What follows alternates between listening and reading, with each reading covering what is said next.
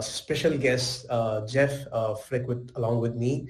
And there's a lot to be told about him, his entrepreneurship career, and specifically in the last 8 years, he's been dwelling his time on talking to leaders from across the globe, uh, top thinkers of the world in various topics, right? And one of his pet peeve and pet topics is future of work, and that's what we're going to pick his brains on today. And lot of fun, lot of forward thinking, future thinking that we're going to do in this call. We're going to make Jeff. I think you've got 5 predictions lined up for all of us. So you're going to also make some predictions on what we should see in 2024 and beyond. I'm really looking forward to that. And Jeff, thank you once again. It's been a pleasure getting to know you, getting to know your body of work.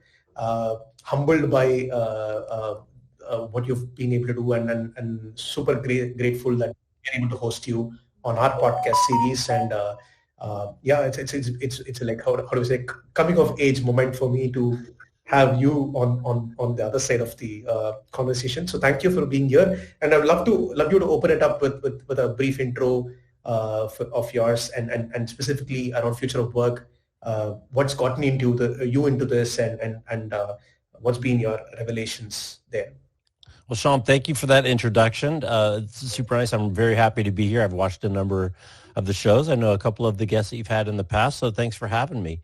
In the context of future of work, really, right, it was COVID, and it was kind of an emergency situation at the beginning, trying to figure out what do we do, and really we could lean on a class of companies and individuals, right, featuring mainly Darren Murph at the top of the list, I think, who had already been fully remote. So companies like GitLab, companies like Atlassian. Yeah. And one of the things I learned from Darren is all remote forces companies to be good at things that all companies should be good at. So that gets down to communication, clear communication of objectives, clear communication of task, connection to mission. So really at that point, I started spending a lot more time with Darren. Also, I got Martin Mikos on, who's now the head of HackerOne, but he used to be at MySQL way back in the day, and they were fully remote, even though they lived in the same city. So really started to go and get the best practices. And then once, we started to come out of COVID, then, I started my new career at Menlo Creek. It's a new beginning for a lot of us, and started the show Work 20XX as part of actually a WebEx project for thought leadership, to have an interview show to go out and talk to the smartest people out there that have been living it. Thankfully, a lot of the companies involved too are involved in research. So there's a lot of research out there that you can leverage. There's also a lot of open source ethos within the community. So all this stuff is published in terms of best practices around meetings and best practices around communications and communication protocols and stuff. So it's been really a fun adventure, kind of getting deeper into the topic by talking to smart people, which, it's a cheat. I just like to get smart people to tell me things, and it's been a real treat. So you can see that I'm kind of also following the same cheat code that you have. So I think that's the best way to learn, right? Isn't it? Right. You don't have to always make the mistakes yourself. Right. And what else is fun is when you're doing your homework, you get exposed to all these other people. And that's, a big part of this is async and flexibility, and async really enabling people to do stuff when it works best for them, whether that's work or consuming media for entertainment. And so, getting into the libraries of all these different guests that I've had and where they've appeared and learning new shows, you really just go on this path of adventure, this path of learning that makes it, kind of fun and actually not that hard. You just have to put in the time and do some of the research. Absolutely. And it's so constantly evolving, right? You've got to be on top of it. You can't be like what yesterday is stale already, right? So yeah, I think that's doing that research, I think, great, right? And again, I've seen, since you mentioned COVID as a trigger for we get into this, right? What I've like this saying that's there, saying that future is already here. It's just that it's unevenly distributed, right? Right. Great line. What COVID did was to evenly distribute that future for all of us, right? Telecommuting. I mean, we had early experiments done by IBM and way back in 1980 and even before that, right? But it was so unevenly distributed that it was not considered to be mainstream, right? And now it's evenly distributed, so it's everybody's future, not just the ones that have privilege to have that.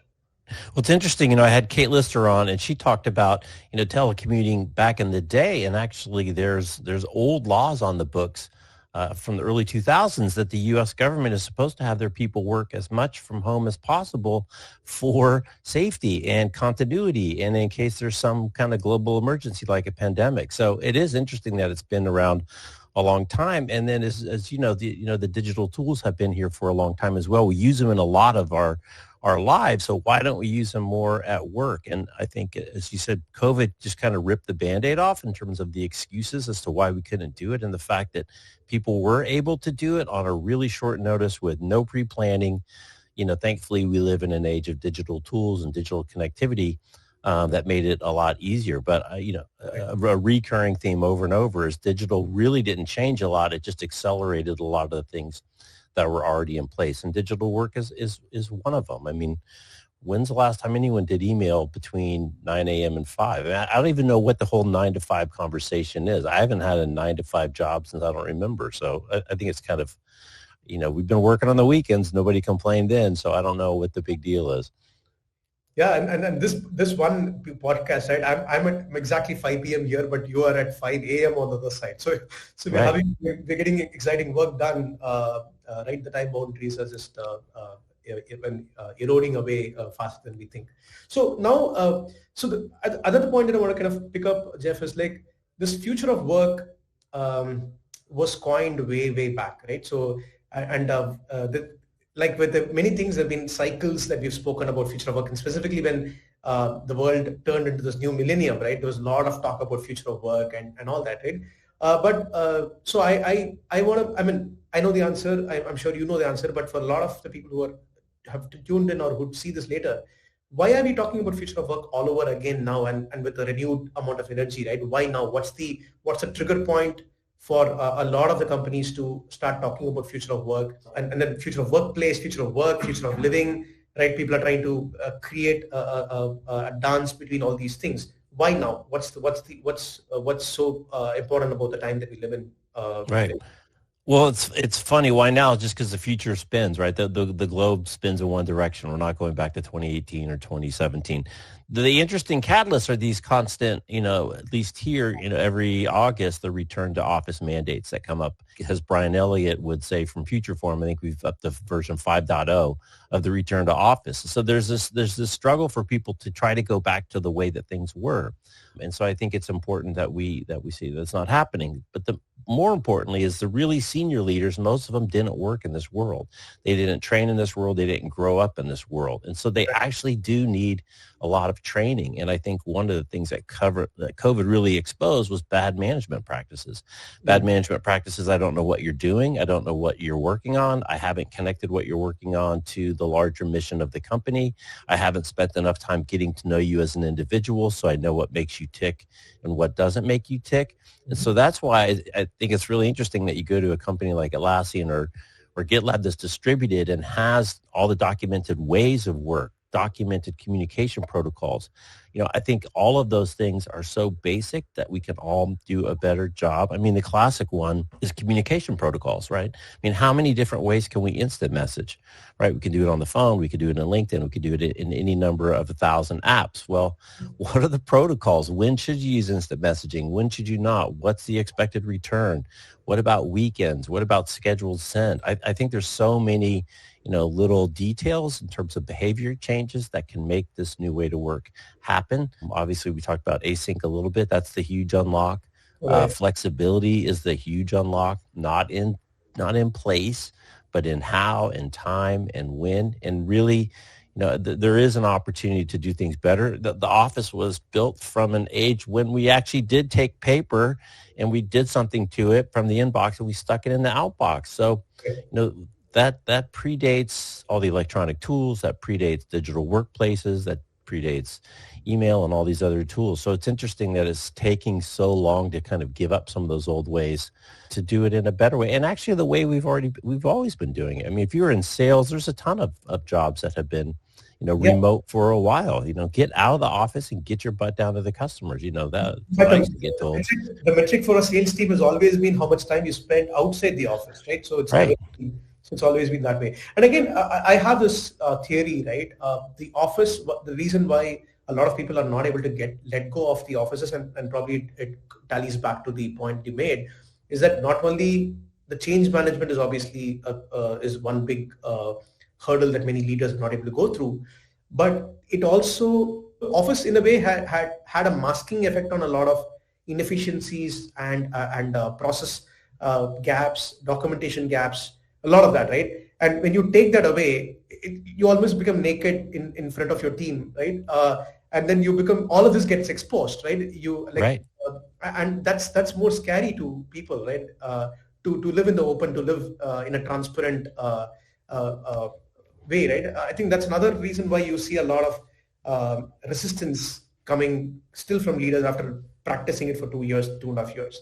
Yeah, I think you're right. And the transparency is a big piece. I mean, if I'm managing just by whether you're there or not, or whether you like to get me coffee, or when I when I was coming up, be the first person in the office and the last person to leave. Always get there before your boss. Always leave after your boss. That's just, we're doing email and stuff. We're working all the time. We're working whenever the work comes in or whenever the work has to get done. So I think it's an issue. I think you're right, though. I don't think managers had thought through the objectives to really be able to measure output. And it was easier just to measure whether I see the back of your head over at your cube. But, you've worked at big companies and small companies. Companies have been distributed forever. I mean, Kate Lister loves to say, right? Nine floors, nine states, or 9 time zones.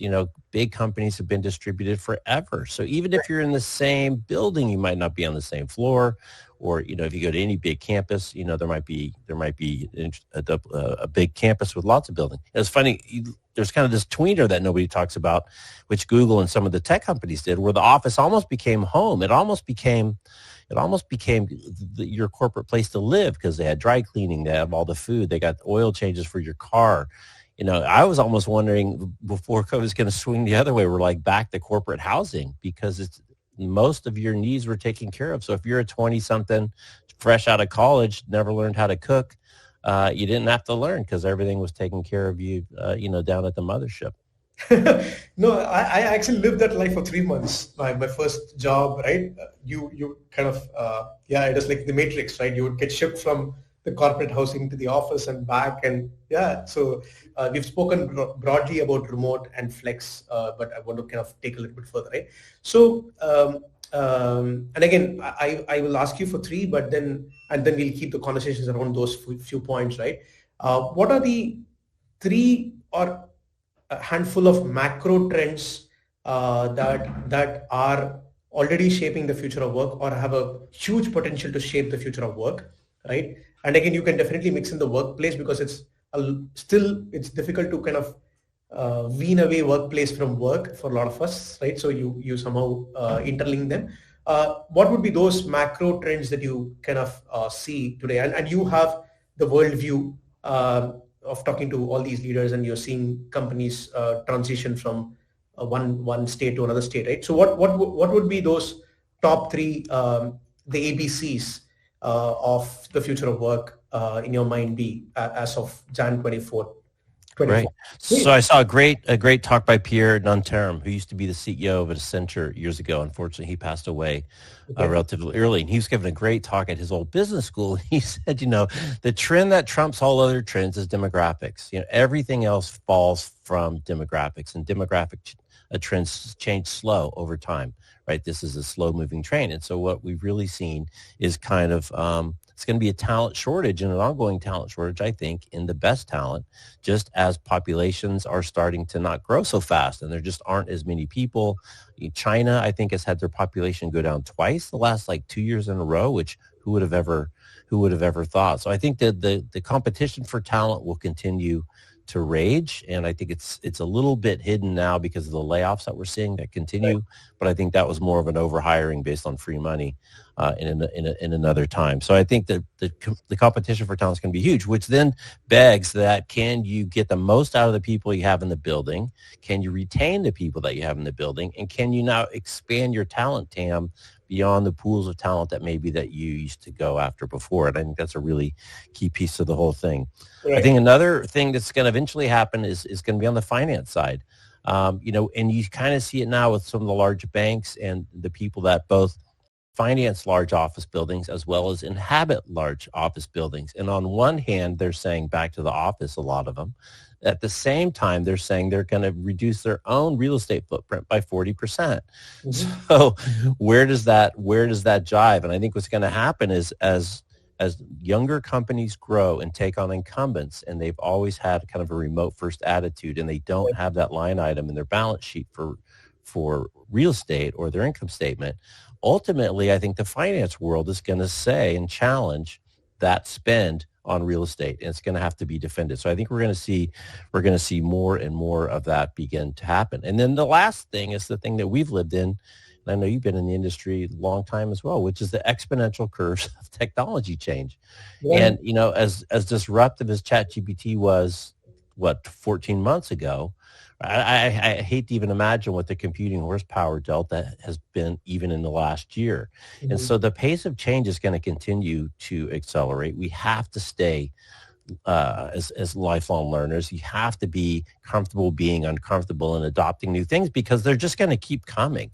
There's no static here. There's no status. We live in a dynamic world, and the dynamicism is the only thing that's a steady that we have out there. So I don't think those are going to change anytime soon.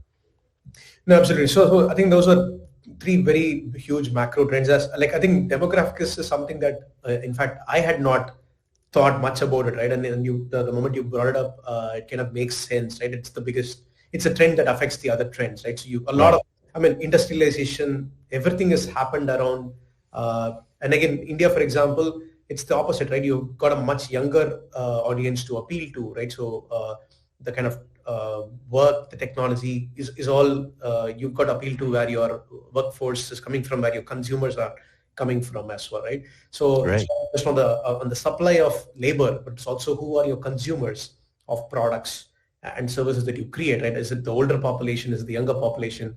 Who are you doing this for, right? And in fact, quite coincidentally, the company that I used to work with, they had a very interesting jargon to describe future of work, right? The Sunday night, Monday night phenomenon, right? Till Sunday night, you're partying, you're on the phone, you're WhatsApping your friends, you're on Instagram, you do this, and then Monday morning you come to the office, you look at a green screen, you look at antiquated systems, you look at the push button phone systems on your desk, and that's the gap of technology that used to exist and continues to exist in many offices, right? But I think in a way, so let's take one by one, right? And I don't want to delve on one macro trend per se, right? So now let's take it in the reverse order. Let's talk about technology as the first macro trend and macro driver, right? I'm being that because that's close to my heart, so I want to hear more on that from you, right? So and again, the statement that I made upfront kind of applies, right? So AI was there long ago as well, right? But now AI is in everybody's hand now, right? So it's like mobile phones, right? So everybody's got a smartphone in their hand. So the potential of what they can do with it is just enormous, right? And even in my own walk of my business, I think we have applied AI to every aspect of from sales to content production to marketing to copywriting. So we are using AI almost like internet nowadays, right? So anyway, so now talking about technology and the technology curve, the new orbit that we are in with AI, right? How is that going to shape the future of work, right? Again, quick question, right? Would managers lose their jobs? Think of all the technology we've incorporated into the office over the last, hundreds of years, lots and lots of new technology. So there will always be jobs but the jobs will be different. I mean, my favorite line of this era is that your job's not going to be taken away by a computer, but it is going to be taken away by somebody using a computer. So if you're not finding ways to integrate these tools into your workflow and learn how to use them, both to be more productive, but also just to better understand what's real and what's not real. And you'll find that, there's a lot of the hype today is not necessarily real today. So, they're still a little bit cumbersome. That said, it's only going to get better tomorrow. And it seems like in this industry, we're always in the first inning of something new. We never seem to get to like the third inning and the next wave comes and comes and comes. So I think it's It's critically important to use these tools and find out where they can help you in your current workflow. Now, I do think tomorrow, whatever tomorrow is, they're going to get a whole lot better. And I think there are going to be some really interesting challenges around deep fakes and authenticity and source and, a lot of stuff. At the same time, what we found over time is that the benefits of bringing more power to more people generally result in better outcomes and better economic activity. And so I think, now that we have access, not only do we have access to a supercomputer in the palm of our hand via our phone, but we don't have to write code to access it. Yeah, right. yeah. So that's the other thing. I don't think enough is being said about advances in the human interaction with machines via natural voice, which is not an easy problem to solve with context and a whole bunch of things. So I think that's even more crazy, that you've got this crazy assistant that you can talk to that can help you on the fly. So I think the most important thing is just get comfortable with the tools and start to try to learn where they're going to fit and presume they're going to get a lot better regardless of how you think that they are today on the generative AI side. It's going to get better and faster and smarter. I think of like RPA. What was RPA? Wasn't RPA supposed to be my little robot assistant? That was all the rage a couple of years ago, robotic process automation. So these things keep coming, and then something comes quickly behind them. So you got to stay comfortable with learning new stuff. So, and again, I want to kind of make this very, very relevant to startups such as myself, right? So let's say I'm a founder of a startup that's let's say we are a 200 employee company or a 50 employee company, right? So why you did mention the broad thing being that I need to ride the wave, right? I might not create a wave. I need to be ready to ride whatever wave is coming at me. But are there examples that you could take of companies that you've come into in touch with, or leaders that you've come in touch with, as to how they are riding the wave? So what could we learn from them, right? So what are the kind of companies, what are they doing with AI specifically, right? So have you come across any interesting application of the technology that you've made you sit and kind of take a pause to absorb what's happening? I keep trying to understand it and just get it to do tasks that I've been wanting to have a computer do forever since the day I bought a HP scanner for $1,000 with some cheap OCR software to try to read documents and get them into my computer. Right. A lot. I'm not seeing a lot. I mean, some of the ones you may have seen that you hear about are, write me a business plan, write me a marketing plan. So, anytime there's a corpus of information that you can go and get something and not start from zero seems to be a really great application. I use it for a lot of tedious stuff, removing page breaks, removing spaces, really working with text, summarizing text. So I haven't heard of any really kind of crazy breakthrough applications. I think there's probably some of that happening inside firewalls where there's data sets that aren't necessarily that we're seeing or that we're querying. It's still, to me, it's still a little kludgy and it's still a little summary-y. You can kind of recognize the text today just because of it's so grammatically correct. And so I think it still feels like a computer, but I think that's going to change. I mean, again, I think where it is today versus where it's going to be tomorrow is a radically different place. So I don't have any great examples. We just keep hearing about the potentials, but I haven't really seen anything, earth-shattering beyond, give me a plan, give me, evaluate this plan, kind of help you jump step a few steps in your process. It's magic, right? You're in India. I'm in California. We're conversing across the Pacific Ocean, and it's going out to the rest of the world in almost real time. I mean, it's crazy, the world we live in. Okay, awesome. Okay, I don't know what. Just when I was complimenting the technology, I'm sorry I jinxed it. That's Murphy's law, right? It's been applicable for ages, right? And it always works when it wants to work.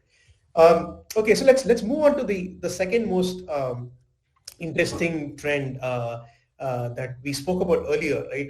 In the beginning of this is the entire flex and remote and the new way of work. And again, old wine and new bottle, but still we'll call it new way of working that we want to call it, right?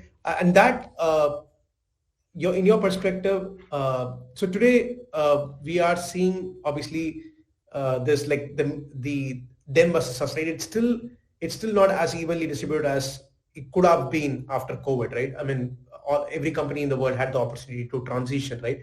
And I would love to understand from you, and I'll relate to what we observe in India, and I would love to hear your thoughts from what you see as a macro trend, right? So we saw just out of COVID 2022, when India came out of COVID, you saw a rapid, in fact, much before COVID ended, a lot of companies announced that they're remote, right? They're remote first and all, right? And some of them continue to be that after COVID. At least the real bad part of COVID ended in 2022, early 2022, right? But towards the mid of 2022 and fag end of 2022, a lot of companies got the jitters, right? So they started to kind of roll back their decision and all that, and you still see that happening, right? And 2023, so that's when like we also saw that a lot of companies that the reverse also happened, right? So in the sense, a lot of companies said that right after COVID, we're going to be fully in office, and we're now seeing those companies 1 year later deciding to embrace remote again, right? So there's still a lot of movement happening, confused state of being happening with a lot of leaders, right? What do you see? How do you see the macro trend? Do you see a gravitation of a particular type of industry, a particular type of company? Globally, right? Are you seeing trends with respect to being remote first and being embracing flexibility, or are you seeing like what's the pattern that you're observing? Right. So I lean a lot on Nick Bloom at Stanford, who publishes the Sway report. He puts out data all the time. But kind of the top level is that from his research, about 50% of the people are going to be hybrid or want hybrid. So sometime in the office, sometimes at home. About 30%, he says, want to be office full time, and about 20% remote full time. So about 50% are hybrid. I think hybrid ultimately is the answer, because there are reasons to go to an office sometimes. The key is the intentionality about why you go and when you go and what you do when you're there. And I think ultimately talent will win. If the best talent goes to remote or flexible companies, over time, the people who aren't are going to either have to change, or they're going to lose in the market. And so people have called me out using the word talent. I think it is about the best talent, because it's the best talent that's going to move the needle. If people don't have options and they can't move, they're not going to move. But I think ultimately flexibility is going to win as the leadership best practices catch up, because then ultimately it's going to be a finance decision as to why are you carrying this expense? I mean, offices are already usually empty 2 days a week. Pretty much Friday's done, even according to like Julie Whalen at CBRE and all the research they've done. People have given up on Friday. And even the return to office mandates, a lot of them return to office 3 days a week, is now considered full time. So I don't think we're going back. It really forces people to be much more efficient in their digital work platforms and communicating how work gets done. What are the protocols? And the big one, I think, is the communication protocols. And all you need to do is get a message from the boss, and you get an email, and then you get an instant message on Gmail, and then you get a text, and then you get a Slack message, and then you get a Jira message, all with the same message, all at the same time, right? That's horrible. It's horrible for bosses. It's horrible for employees. So all these, kind of remote first things to do better communication protocol. What is the priority? When should I expect to return? Because this other kind of overriding concept is and I would say it's digital first, to steal from Darren, or distributed first. And what that means is, documentation, it drives your documentation patterns. When you're on a phone call, if there's one remote person, do we all join from our laptop? Do we over-index to ask questions first from the people that are remote, not from the people that are in the room? So there's a lot of just behavioral changes that enable it to be much more effective. But ultimately, it's going to be finance that's going to drive it. And the two things that remote and hybrid really help are retention. Most people, again, back to Nick's research, say remote flexibility is worth 9% of my pay. 9%. That's a big number. And then ultimately, the best talent's going to go where they want to go. And I think 8% flexibility is going to be hard to give up. This is a group of people that have always grown up with their phones, have always had access to everything they need to know, and can do it when it needs to get done, or Right. when is the right time. This arbitrary 8 to 5 is kind of random. Now, the one thing that does have to happen is you do need to have what I call mutually agreed to collaboration windows, so that we know that always during this window, this is the time to set meetings, this is the time to set one-on-ones. But again, the other trick is by moving more and more of the drudgery to async, and then hopefully AI will take a lot of the drudgery. The time we spend together is much more quality time in terms of building a relationship, communicating mission, understanding your motivations, not task managing stuff that can be more easily done, more efficiently done digitally. No, I think well said. And in fact, I think in my opinion, there are two broad decisions, right? The two broad drivers for companies to switch over, right? One is, I think both of them you mentioned. One is talent, right? And for every somebody like me, a startup that's growth and identifying all the levers for growth, that decision trumps every other decision, right? I can make finance justify that if I need to hire, like, I mean, companies are doing that, right? They're paying top dollars to hire the top talent, right? They're able to justify a different pay scale for the top talent, right? And similarly, the talent, again, maybe like you said, right, for high growth companies, talent would override the finance decisions, whereas for more mature and more evolved companies, finance will override that, right? And so I think so those two are going to dance in tandem depending on what stage of the company that you are at, right? And again, now I just want to pick up a point that you made earlier on, right? I'm just curious to pick up that point, is that the amongst the remote companies that exist today, right, the very openly remote companies that exist today, there's a lot of that open source community thinking that's there, right? That's kind of influencing how the ecosystem moves, right? And obviously, it's making things move faster, right? If everybody had to do it, learn by their own mistakes, it's going to take us forever to move, right? Why and what do you think is the underlying what is in it for me for every company to do that? Because I'm curious to know, why would a Doist, why would an Atlassian, why would a remote do all of this, to go out of the way to document, to put it out there and all that, right? What is it for them to do that, right? Because in a way, I think that's going to define how fast this future is going to come to us. I think it does a couple things. One, I think it's a talent play for them to say, come work here. It's an open kind of publishing of our culture. It's an opening publishing of what we prioritize and how we kind of organize the company. And the other piece that I think is really critical here is marginal effort, especially for a smaller company or high growth company. Are people there and doing the job, or are they there and really digging in and pulling an extra 20% harder, pulling an extra 30% harder? So if people are happy at work and can be whole in their lives and do things outside of work that help them be happier at work, when they are actually digging into the task at hand, they're going to dig in harder. And I think unlocking marginal effort in people is a huge unlock. There's one interview, Toby Redshaw, he said he thinks it's like it could be 30% difference in terms of the productivity of the people that you have in the building. So I think that's a huge thing, both getting more out of what you have, retaining them for longer, and then also setting up an attractive situation for people that want to come and join the company.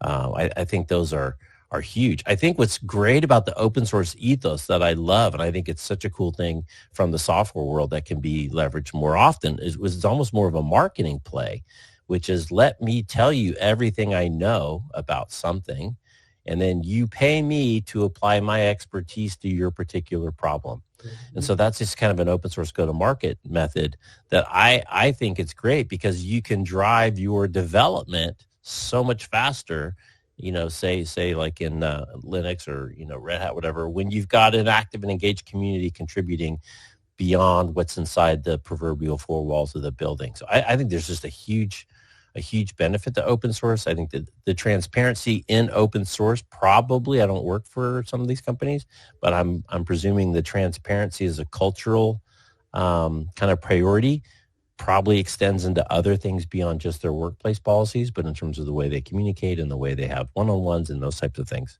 So you can't really go wrong with transparency. Right.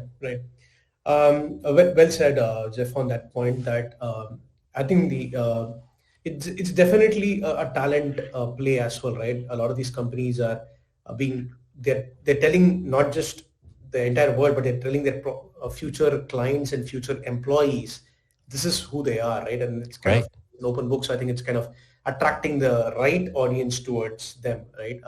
Rather than and they would probably have to do less of sifting through that. Through that, they already have. It's like qualifying your leads before the leads even come into the funnel, right? You're already Right. qualifying your next employee in. Such an important part of the culture too. I mean, I had a talk with John Fort, CNBC, and his take on culture was every company should have their own culture, and every culture can be successful as long as it's authentic and it's legit, and there's no BS. Working for Oracle is different than working for Atlassian, but you know what Larry's all about, and you know what Atlassian's all about. You can choose whether that's a culture that you want to participate in, but as long as it's authentic and consistent, I think those are the most important things, and then people can choose whether it's a good fit. Absolutely, right. So, and the other part of flex that I kind of somehow combine this into the flex discussion itself is the future of labor, right? In the sense, now you have fractional everything, right? You have FTEs versus contractors. You've got gig economy. I mean, it's been that was the future of work, right? The flavor of future of work 7-8 years ago, right? And everything would become broken down into gigs and simple to complex. A TaskRabbit equivalent of that would kind of take care of everything, right? But you had top talent, you had so many other companies that emerged from that definition of future of work, right? How is that, in your opinion, going to shape the companies of the future, right? And again, I'll take another analogy that one of the leaders used to use in the company that worked before, right? They would kind of say that what is in and what is out, right? What is core to me is FTEs, right? What is non-core to me would be contractors, right? So if I'm a bank, I need to have all the banking functions in-source, right? But technology doesn't define me as a bank, right? So technology is outsourced, right? So what's in here and what's out there was the way to define whether you would use contractors or FTEs to get the job done, right? How has that definition changed over time, right? And again, countries like India have benefited from the currency arbitrage and the cost arbitrage, right? And that difference is fading away quite fast, right? Companies don't have to outsource just to save on costs, and there are multiple markets available, right? So how do you now see the future of labor? And again, we can probably restrict it to knowledge work because the blue collar and everything else could be too complicated to kind of talk about, right? So in the knowledge work realm, how do you see companies making this decision of hiring somebody as an FTE, a remote worker, albeit vis-a-vis sourcing this through fractional talent and fractional or gig work talent? I think it's going to get really complicated and dynamic and very different than it is today.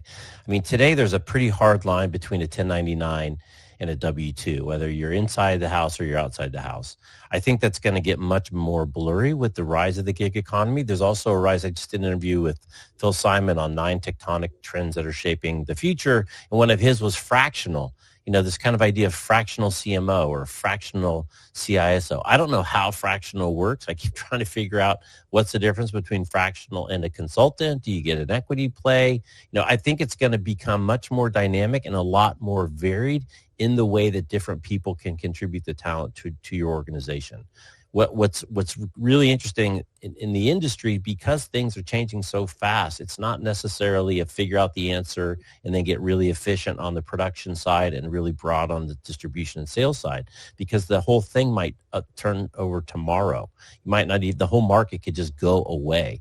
And we're seeing, the compressing of cycles dramatically within kind of what's hot and what's not. So I think the new thing to optimize for around as a business is decision making and fast decision making. How can you change quickly? How can you put in a culture that's less worried about milking, the most that we can out of this product line or the service line, and Right. more about how do we change quickly when suddenly this is no longer the right thing to do, or it forks and there's another place that we can go. I'm really excited to see how it's going to change. The old contract, which was you work for me for 25 years, I give you benefits and I give you retirement, right? That's gone. And even inside of companies, I interviewed Meg Bear at SAP SuccessFactors. They're excited about internal talent markets, even treating the people inside the company as employees, as almost like contractors in terms of bringing them together around dynamic teams, bringing them together around dynamic tasks, and really even treating their day-to-day work world almost more like a contractor in terms of increasing the variability of projects that they're on, changing the projects that they're on, reconstituting teams for new challenges, and really starting to think much more either project-based inside the company or outside the company, and then that talent that you can bring to that project specifically, which is probably going to be a blend of inside people and outside people, depending on what you can get. So I think it's going to be much more dynamic and much less of a kind of you're inside or outside. Right. And again, the one interesting correlation that I can see for remote first, flex first, or being remote first, and embracing the new type of talent is that the foundations, the fundamentals of measuring outcome, right? Defining goals, defining KPIs or KRAs or whatever you want to call them, and measuring, because in a fractional work world or a gig economy work world, or even let's say a contractor-based work world, right? If you just measure the input, which is the number of hours that you are warming up your seat, it's not going to work, right? So I think the first, in a way, trying to be remote first, at least in your thinking, if not in practice, right? In kind of starting to change your processes, documentation, communication that you spoke about, right? All of these become almost the essentials that you need to have to be able to start to embrace this future of talent, right? Right. If you don't have that, right? How are you going to measure a fractional CMO's outcome, right? How are you going to compensate them for that? How do you even know whether to keep them or to fire them, right? If you're just clocking the number of hours that you put in. So I think those are the roles where the outcome measurement is a lot more easier, a lot more metric driven, are the ones that I feel will transition first into that realm, in my opinion. Your take on that? Yeah, well, the other thing too, you hit on a huge thing, is measuring output versus input. And this is kind of back full circle to where we started in terms of the management imperative. Do you know the output that you're trying to get? I mean, do you know what success looks like? And if you're measuring output, not input, then you're less concerned whether people are in the office or not. Are they getting the thing done? And the other thing is, so much more of our output is interrelated to other people's contribution to the output. Right. So, trying to measure one person's particular input is way less. Do we get it out or not? And if we didn't, I can't remember. There's an alternative word for postmortem, which takes away this idea of death, which is continuous learning. It's a blameless postmortem, something like that, where you don't blame, but you are really a learning organization. If anything, that would be the other thing, is that you're a learning organization and you're making decisions and you're working towards objectives, and much less about the hourly input or whatever, because more and more of that hourly type of stuff hopefully gets sucked into the AI, right? More and more of the TDM, more and more of the stuff that's not as dynamic and not as strategic ultimately will go into the AI. But other competitive things are going to be your culture, right? Because it's hard to compete with somebody on culture, because that's what they are. You can compete on features, you compete on price, but it's if you've got the spirit culture, which means you keep better people and they're pulling in the oars harder, you're going to win the race. Right, absolutely.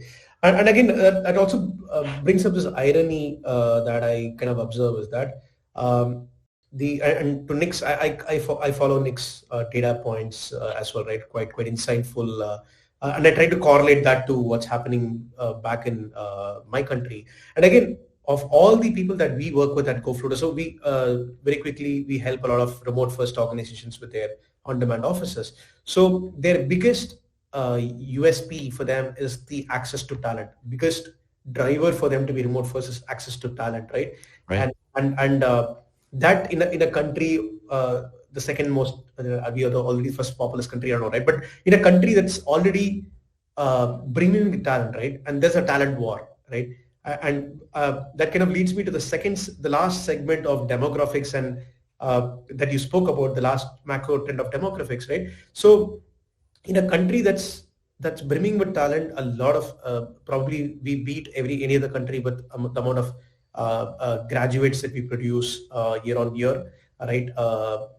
And still there's a talent war, right? Because the cream of the talent is still going to be the top 1%, right? And what I see a lot of companies doing is to design everything for the bottom of the pyramid, right? Talent, right? So it's always the least common denominator, right? Is what the processes are designed for, right? I know this one employee who would not open their laptop ever and work, right? So you design a mouse tracking, click tracking software to see if they're actually using something, right? Okay, that's not effective. They're gaming that, so let me bring them back to the office, right? I have to see them under my eyes. I don't want to believe cameras or technology, right? So when companies start to design their entire thing for that, for the person who's actually not the person who's moving the needle, like you said, right? The top talent is what is moving the needle. You create a company that's incentivizing the good talent in a way, right? That's the irony that I see, right? You try to catch the thief and you make the life miserable for somebody who wants to do well. Right. That's It's funny, the trust. I mean, if you don't, if your indication of if someone's doing a good job or not is if they're actually moving their mouse around, really, to me, exposes that you don't really know what you want that person to do. exactly And then the other one that you hear about is people say, well, how do I know if they're being successful or not? It's like, well, are you talking to them? I mean, one of the things that I like to say is digital first or distributed first, not necessarily remote first, because it also takes care of people who are just not coming into the office that day, because it forces these communication best practices and these communication protocols. But they're gonna lose the best talent, because it doesn't make any sense that when people have options, and the best talent will always have options, right? Yeah. They will always have options, and the people that don't aren't necessarily the people that you want running the show. Right, absolutely. So last one, I think we're already over the time, Jeff. Sorry for the initial technical glitch that I had. No So problem. demographics, how do you see that changing? Your two key observations or takeaways on that. Well, the one is going to be this separation. You talked about the arbitrage in pay between, say, the U.S. and most everywhere else. And I had a really interesting interview with a guy who said, when he hired an engineer from Belarus, the day before he hired the guy, the Belarusians' TAM for getting hired was his local geography. As soon as he took a job online writing code for a U.S. company, suddenly the entire world is his TAM to get a job. So it's almost instantaneously, the supply side for his opportunity just grew so large. So I think it's going to be really interesting to see how pay differential changes from geo to skill, or geo to talent, or geo to output. And that's going to cause some heartburn, I think, for people that have been leveraging, kind of artificial barriers to maintain that spread, which are now all going away. So I think that's going to be really interesting and disruptive. I mean, even in the same geography, I used to be in the US for some time, right? There used to be something called COLA, right? Cost of living allowance, right? Right. So it's quite so archaic to now think of it that you are sourcing talent from all over the world, and you're still trying to adjust a Plano, Texas versus Dallas, right? So quite interesting that you have to kind of and it's just so complicated. I mean, it'll get so complicated. So that's going to change. I think that's going to change pretty significantly. Right. So I think this is wonderful, right? We covered a lot of ground, right? From AI to demographic changes to flex, and again, the two favorites, technology and flex and remote and distributed first. So we covered a lot of ground. And again, the reason this is specifically right for startups and high growth companies, right? All of these, the future is going to hit them first, right? So it's going to have the impact on them first, and because that's the kind of talent that they would have, that's the kind of technology that we want to use to differentiate culture. For example, right, those are going to be differentiators for them to swim in the red ocean or blue ocean, whichever one they're in, right? So a lot of ground, a lot of I think we've peeled a couple of layers of this topic, right? And it is what I come out even more stronger after this conversation is like every time, right? So like there's this proverb that somebody calls this a tiger, right? And three four times it's a prank. The fourth time when they call it tiger, then you're sleeping, right? You're under your covers, right? But this time around, future of work, it's no longer a prank. It's no longer like the tomorrow that never comes, right? It's already here. It's even more evenly distributed than before, technology-wise, talent access-wise, and multiple ways, right? So I think that's why it's relevant that we talk about this today and act on it today, right? Not tomorrow, but start acting on it today itself. So thanks, Jeff. Thanks for spilling in the beans. And what was even more insightful is that you brought in these views from so many thought leaders that we get to. I mean, I get to follow on LinkedIn and I get to see their posts, but then hearing what they think, what's in their mind, was so much more gratifying and so much more like accelerated my learning curve quite a fast. And this is just 45 minutes of our discussion. Well, thank you, Shyam. I really enjoyed it, and I could talk about it all day long. So thanks for having me on the show, and I really enjoy following you and looking for some other episodes after this one. Absolutely, Jeff. Would definitely we'll probably next time around we'll pick up a narrow topic so we can go much deeper into it, and so that could be a good contrast. We do next one with you. So thanks, Jeff.